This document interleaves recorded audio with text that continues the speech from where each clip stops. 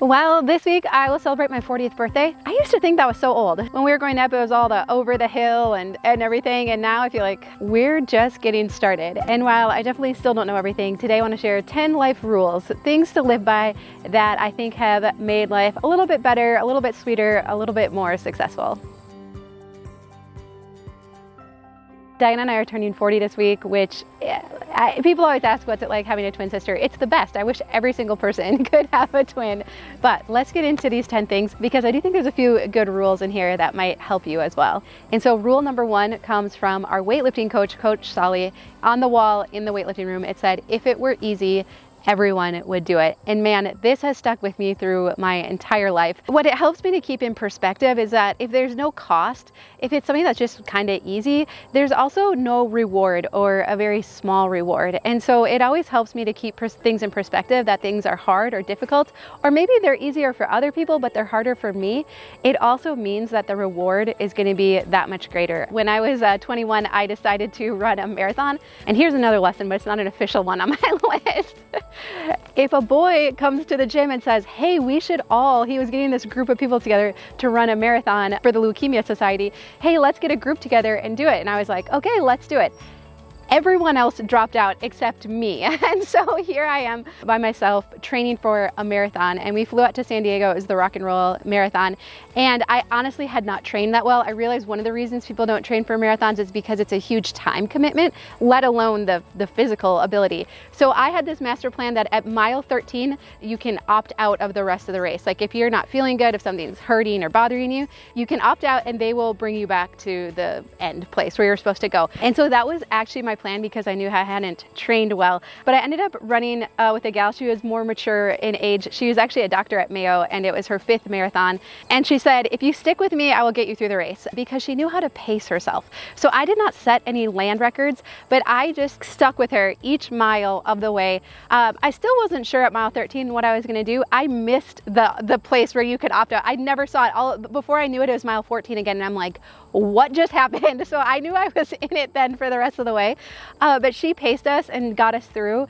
And so there's so many lessons in that. But again, if it were something that every single person were doing, there would be no reward in it. So if it were easy, everyone would do it. Rule number 2. The time will pass anyway. So this comes from the college admissions counselor, and I was transferring schools. I just needed to finish up my undergrad in marketing. And when he got my transcript and ran all the credits, he's like, "You have about a year and a half left." Now at this point, I thought I only had a semester, maybe a class past that. And so I was so discouraged when he told me that. And he said, "Dawn, the time is going to pass anyway. Whether you decide just to quit now or you keep going and spend the next year and a half to finish your undergrad, the time's gonna pass anyway." And man, has that stuck with me. And so I know many of us, we look at our house and it's cluttered and we're like, how could I possibly ever get it done? What if it does take a year and a half to get it done? The time is gonna pass anyway. And by this time next year, your house could feel completely differently. So the time's gonna pass anyway. So just do the thing, even if it feels like it's a long way off.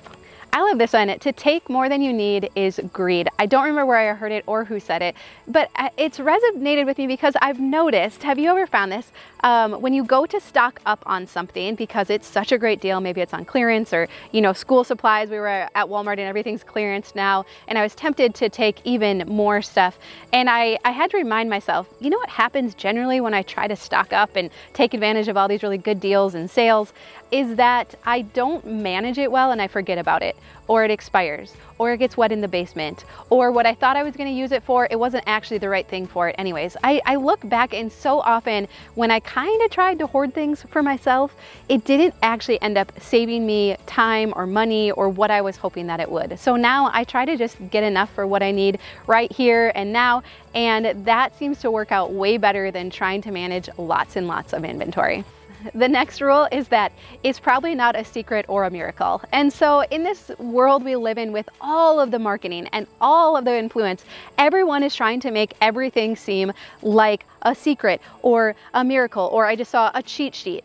How can we do the thing we want to do in half the time, a third the time, with hardly any effort at all? I recently saw, it was like this bundle. It was for women. It was trying to make us feel better about keeping our house or something, but it was this big bundle and it was a really great price. And I was looking at it, I was like, wow, you're promising to me that the secret to keeping my house and to getting it under control is hidden somewhere within that bundle. And I don't think that it's actually true. I think I actually know the things that I need to do, and if I would just do them, I would actually get to where I want to go. There are just so few actual secrets or miracle products. It's really the culmination of putting all of these things together and just doing the stinking thing that we need to do each day that causes us to see the results and the progress. And so every time now I see an influencer and they're like, this skincare makes you look 50 years younger, I'm just like, no, it probably doesn't. The next rule is that real meaning comes from helping others. And this is something that my mom modeled so well. And what I love about that, growing up in a house with someone who was just always thinking about other people, is that it normalized it. It made it a part of everyday life. And I love this quote that says, doing something for yourself gives motivation, doing something for others gives meaning. And we live in a time now where everyone wants to be an influencer, right? We all want to have influence. And what does that mean? That means we have meaning. That means someone notices us. That means people care about us. And I know it's easy to discount ourselves. You know, I'm turning 40, I'm a spring chicken still, but for those of us who get a little further and further in age, it can be easy to feel like, oh, no one wants to be around me. I'm not going to impact anyone anymore. And I still just think of Dorothy. When we went to visit Dorothy in Mexico, and she is in her mid-80s, helping to rescue women, and the impact that she was having down there. And she didn't start it till she was 65. It was not something she went to school for. She didn't even have the support of her church. She was literally going down there by herself to try and help and make a difference. And so we had shared earlier this spring after we got back from Mexico, we shared a little bit about Dorothy, and it was really just at the end of the video and a link to her site for people that I'm not gonna cry in this video. For people if they wanted to financially support her at all. And I got an email a couple months later from one of her admin people, and she said, we couldn't figure out what happened. Dorothy's support was doubled that month, and then someone said that it was mentioned on one of your videos. So she was like, thank you so much for doing that. And all I could think was, I didn't do it, right? I might have shared the need, but it was you who actually went on and shared of your resources with Dorothy. And so it's so easy to discount yourself, to think you're too old, or to think that your $10 or $15 doesn't matter. I sound like a ads now for like the animals late at night. It's easy to think that helping one person or 3 people doesn't matter, but if we would all just care about 1 person, 3 people, 5 people, it absolutely would change everything. So who around you could you help? And it'll make you an instant influencer. All right, this is a huge one for me. 5 minutes matters. On days when I'm just feeling like, blah, like I don't want to do anything today, right?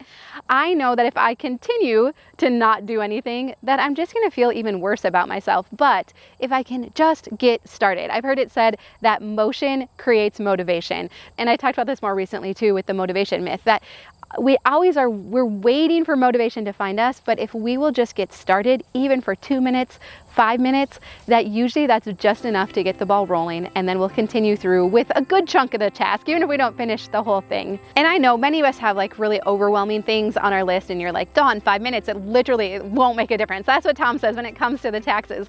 But what it does is we would say, I'm just gonna sit down at my computer for 5 minutes, is that it refamiliarizes us with us. We have built this thing up to be very huge and scary, but if we will just sit down and open up the program, pull out the stuff for 5 minutes, it brings it back to reality of how much time and energy it's actually going to take to complete the task. So another quote from my weightlifting coach was, any excuse will do. And so we went to the weight room on Monday, Wednesdays, and Fridays when we weren't like in regular sports. And there were so many Mondays, Wednesdays, or Fridays where you want to be like, Coach Dolly, I have too much homework. I have an extra project I need to do. I don't feel good. I think I pulled a muscle. And he'd be like, any excuse will do. And that has stuck with me so much. I find myself saying it to my kids now too, but it's so true because he knew the same thing, is that if we make an excuse once, then it's so easy to make it again the next time, and then it's even easier to make it the next time too. And so something Dana from A Slob Comes Clean has been talking about recently is she says, just focus on today. If it's Monday, just focus about going to the weight room today on Monday. Don't worry about Wednesday or Friday. If you really want to start a new habit of cleaning up your kitchen before you go to bed each night, don't worry about tomorrow. Just clean it up tonight. It's going to build confidence in ourselves when we complete it today, and we're much more likely to do it again tomorrow.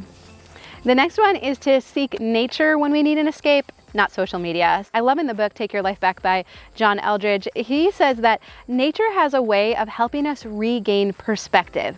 Often when we're in the house and we're on our phone or computer and something just seems so huge, it is amazing how if we will go outside and look at the horizon and look at the trees and the clouds, all of a sudden it starts to bring things back into perspective. That something that felt so big is actually not as big as the clouds. It's not actually as big as the sky or the tall trees around me. So there is something about getting out in nature. Speaking of which, I feel like these crickets or whatever they are have gotten so loud now, and I'm worried that my whole video is gonna be ruined.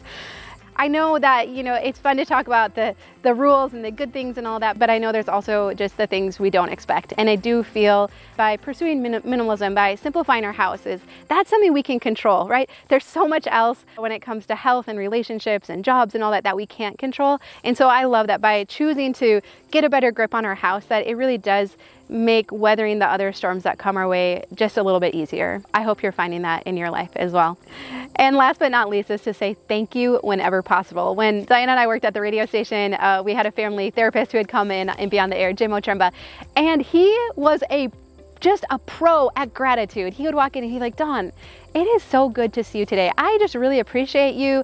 I love the message that you're spreading. I love how you encourage people. So isn't it a beautiful fall that we're having? Wow, did you see how the leaves are starting to turn? And he was just always expressing gratitude. And I know like gratitude journals and everything are kind of a big deal right now. And I love that idea. I love taking it a step further and saying, just speak it out through the day. And this was actually something I started doing a little while back because, again, I wanted to model this to the kids. Again, like what you normalize when they're growing up, it kind of tends to stick with them, good or bad. And so I had just like committed to myself. I'm like, I'm just going to speak out things like, wow, wasn't that person so nice? Wow, look at how blue the sky is today. I'm so grateful that pumpkin spice lattes are back at McDonald's, so I don't have to go to Starbucks now and spend $1 gazillion, right? And it would be little things, it'd be silly things, and you know, the kids would sometimes be like, you're thankful for that? I'm like, I actually really am, right? And so it was something that I tried to do for them, but I couldn't believe what a huge difference it makes for me as well. And so, of course, I also can't miss this opportunity to say thank you. I never in a million years, if someone had said, Dawn, when you turn 40, what do you think you'll be doing? Where will you be? In a million years, I never could have guessed I would be talking about decluttering and minimalism. And not just that, I would have so many friends behind me, cheering me on, encouraging me, saying, that's so helpful. Thank you so much for sharing this. This has changed my life too. Every single day when I read the comments, whether it's on YouTube or on an Instagram post, I am blown away by your kindness and your support, your willingness to share this with friends and family, even though it could make you look a little bit weird, right? Please know that I see the struggles you have, but also the things that we get to celebrate together. And I am so grateful for you and your support. I wouldn't be here, right? Like I actually would not be here without you. It is you watching and sharing and leaving comments that makes this possible. So I really couldn't imagine a better way to celebrate a 40th birthday than with you. So thank you so much. And I would love to know, are there any rules for your life? Are there any mottos that you live by? Would you share that down below? It is so fun to read those and see what you have to share as well. All right, well, I love you. I hope you have a great day, and I'll see you again soon.